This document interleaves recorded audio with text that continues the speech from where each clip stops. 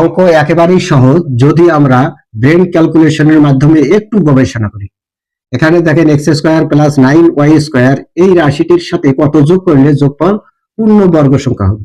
এখানে কয়টি পদ দেওয়া আছে? দুইটি পদ দেওয়া আছে। তাহলে দুইটি পদের বর্গ সংখ্যা কি আছে?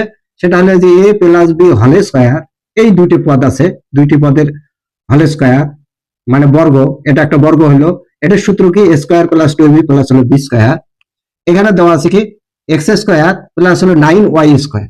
তার মানে এই এক্স স্কোয়ারটা ধরেন হলো এ স্কোয়ার আর 9y স্কোয়ারটা ধরেন হলো বি স্কোয়ার। এটা আমরা এ স্কোয়ার আগে বি স্কোয়ার তৈরি করি আর তাহলে এখানে হলো এক্স স্কোয়ার, এই হলো স্কোয়ার, এইটা ধরেন হলো এ, এ যদি হয় তাহলে স্কোয়ার হলো বি স্কোয়ার,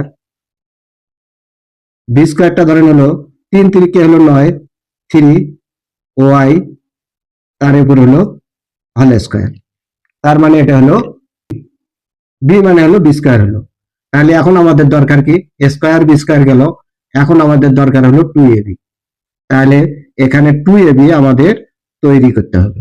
সূত্রে হলো 2, এ আমরা 2 দিলাম, এ কত? এক্স, বি কত? বি হলো 3y, এই হলো প্লাস। তাহলে আমরা এখানে যুক্ত করলামটা কি?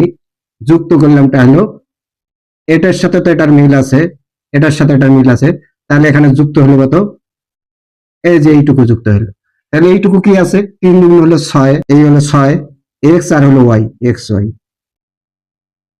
তার মানে এই রাশিটির সাথে 6xy যুক্ত হলেই এটা একটা পূর্ণ বর্গ সংখ্যা হবে। এটার এখন সূত্রটা কি পেলাম আমরা?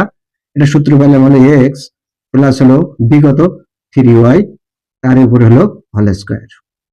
রাইট অ্যান্সার হলো 6xy। তার মানে অপশন নাম্বার এ। এইভাবে অঙ্ক শিখে আর্ট অ্যান্ড ম্যাথের সাথে থাকি। ধন্যবাদ।